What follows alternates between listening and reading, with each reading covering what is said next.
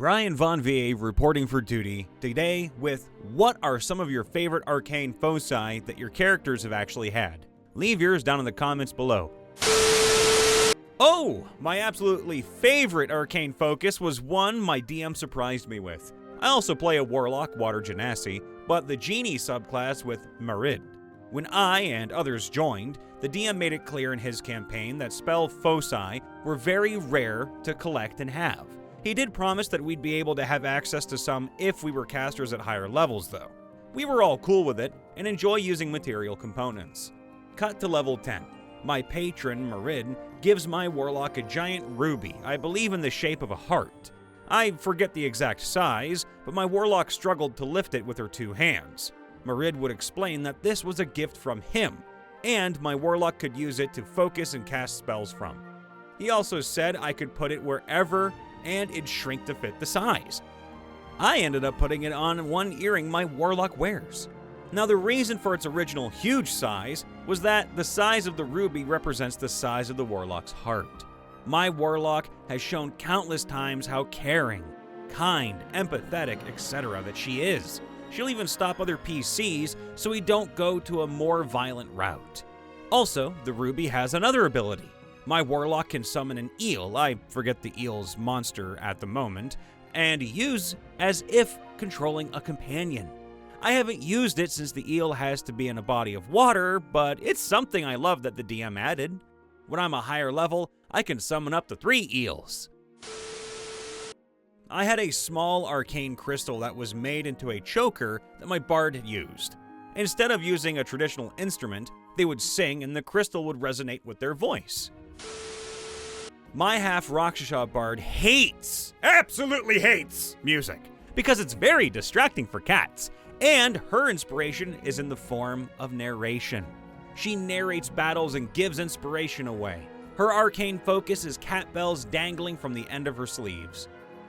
She tiresomely jiggles them as she waves her arms toward the target of any spell. That's really cute. My Genie Warlock held his lamp like a pistol and shot eldritch blasts from them. Did he get recoil? My wizard wore a mask that covered his entire face at all times. In the center of the mask was a huge eye symbol.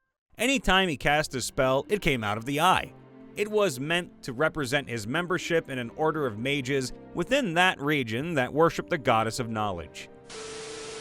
Not an arcane focus, but I had a warforged sorcerer and reflavored the component pouch as various doors and compartments opening on his body that had the component he needed. Also, not an arcane focus, but I had a turtled druid, and his druidic focus was a smooth rock covered in moss that glowed whenever he used it. Looking at my art of him, happily holding his neat little rock, just made me happy all the time. Couple of stories for this one. First one isn't so much about the spell focus itself being special, but more so the way it was acquired. In one game I was in, my character learned how to be a druid by living off of the land and communing with nature after basically being driven out of town for accidentally sleeping with the mayor's wife. She seduced him, he didn't know who she was. He could cast a few basic spells this way, but nothing truly useful or powerful. Now, he didn't have a spell focus or even know that he needed one, until one day when he found a nearly dead holly bush with one sprig of berries still intact. He took the sprig and used it to focus his magic into rejuvenating the bush. And that is how he learned how holly bush sprigs could be used as spell foci. Now, the second story is from one of my campaigns. The Celestial Warlock in this particular party focuses highly on staying far the hell away from combat, and of course using Eldritch Blast, having taken all the "I shoot you from way the hell over there" invocations and feats. She is currently working with a weaponsmith to have the rod she uses as her focus turned into the barrel of a hand crossbow, so she can shoot people with it. My Clockwork Soul Sorcerer uses his pocket watch as a spellcasting focus. The face of the watch is a clear crystal, which is technically the part functioning as a focus. My Chronomancy wizard also has a pocket watch. He turns the dial on top to spin the hands to affect time and or flip pages of his spell book. My Clockwork Soul Sorcerer had something similar to a pocket watch as a focus, except it was a pocket sundial, instead because of an inside joke within our group. My Tabaxi Warlock lost an eye, so she got an eye made of crystal as prosthesis, which also serves as her arcane focus. My homebrew wizard Artificer crafted wands. He'd infused wands with spells and gave them out to the party. I was the only veteran player in that group, and the DM and I used this character to introduce the party to spellcasting. Definitely the most fun I've had teaching new players core mechanics. For my goo lock, I flavored an orb as a glass jar in a lantern-like frame, filled with eyeballs! I had a warlock once that used a glove as her focus. It was embroidered in magical thread with eldritch runes and sigils. When she used Eldritch Blast, she opened her hand towards a person, or used other offensive gestures, of course, the double bird. I played in a family-friendly store, so I never specified which, but it was entertaining for everyone to think about what it could have been. Maybe the rudeness is why she crit so much. About 60% crit rate, and rarely had advantage. I like the idea of a warlock tattoo that shifts under the skin, like Rorschach's mask on Watchmen, to form different letters. The warlock receives more ink when they level up. Also, can have uses for invocation, such as Eyes of the Runekeeper. The ink flows under the skin from wherever and coagulates, forming a black skin over the eyeballs. My personal favorite arcane focus was a brass smoke sensor for my Celestial Warlock. I had it flavored that he would swing the sensor and the smoke would gather and fire as his Eldritch Blast. Other colors of smoke would actually be for different spells. I especially liked it because I was able to get a tabletop prop for it that fit a D20 in it. So if one was rolling bad, I would put it in there for my Warlock's patron to purify.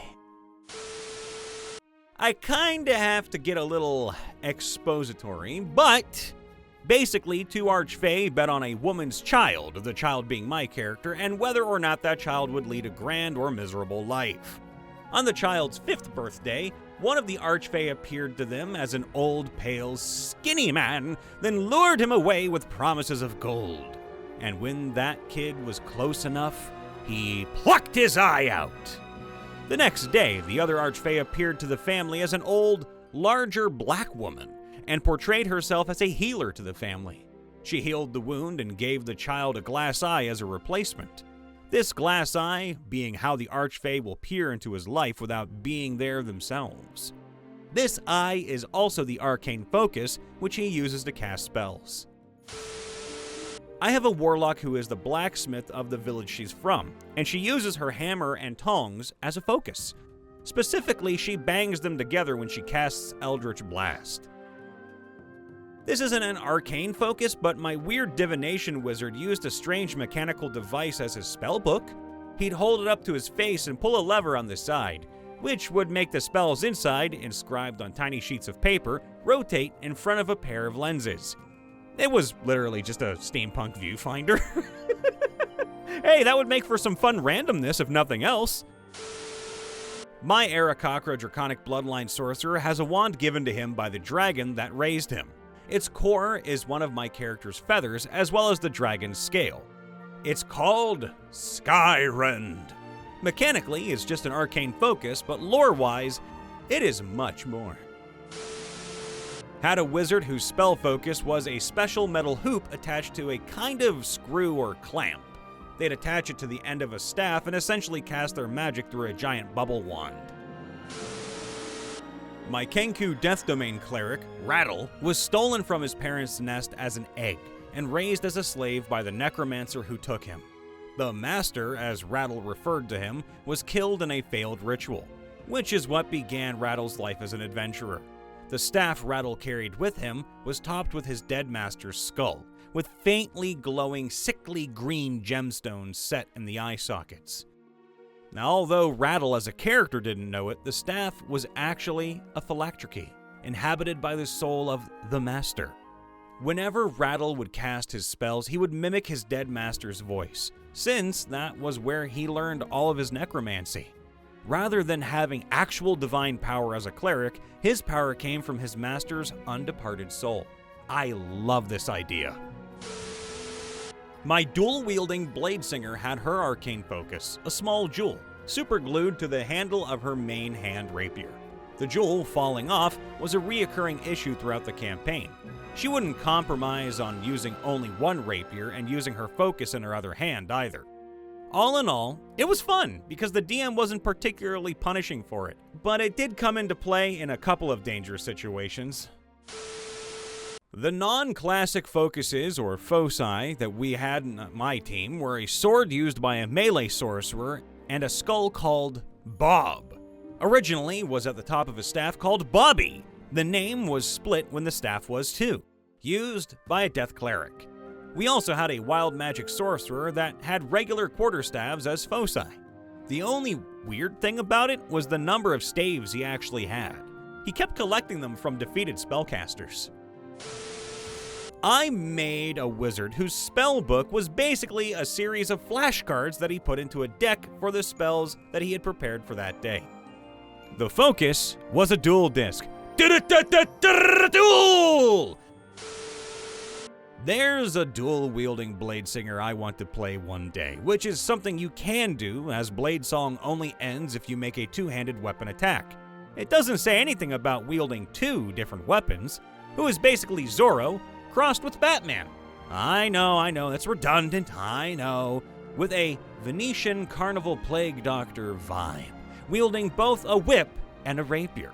My idea for her arcane focus would be that the rapier has a gem embedded in the hilt that allows her to use it as a spell focus. So I imagine she can cast spells with a fancy sword flourish. I also once had a bard whose instrument of choice was a magical golden fiddle, because his character concept was basically, what if the devil went down to Georgia and ended in a happy marriage between a Baylor and a human woman? I only played maybe 3 or 4 sessions of an aborted Curse of Strahd campaign as him, but I really liked the character.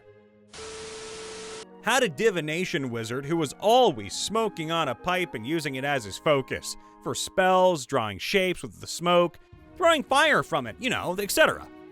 Now I'm playing a Red Knight War Cleric who uses chess pieces as his material components. A rook becomes a spiritual weapon. 4 pawns create the area of spiritual guardians. Augury is just watching the chessboard play by itself, and the winner is the result of the augury. I'm really loving using the chess flavor for spells. I had a reborn Warlock. He was old and had forgotten his reason for staying around, and had his spellcasting focus, the orb, on top of his walking cane, since he was so old he had to use it. His age led to many amusing issues, kind of like forgetting he was a warlock. Mine was a book. I know it was boring, but I flavored all my spells to be pages from the book flying around and doing my will.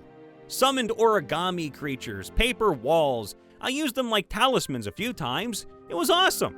Hey, it may be a little bit generic to some people, but I love the idea. My ranger used a necklace made of teeth or vampire fangs that was crafted and gifted to her by the party goblin shortly before he died. Aww.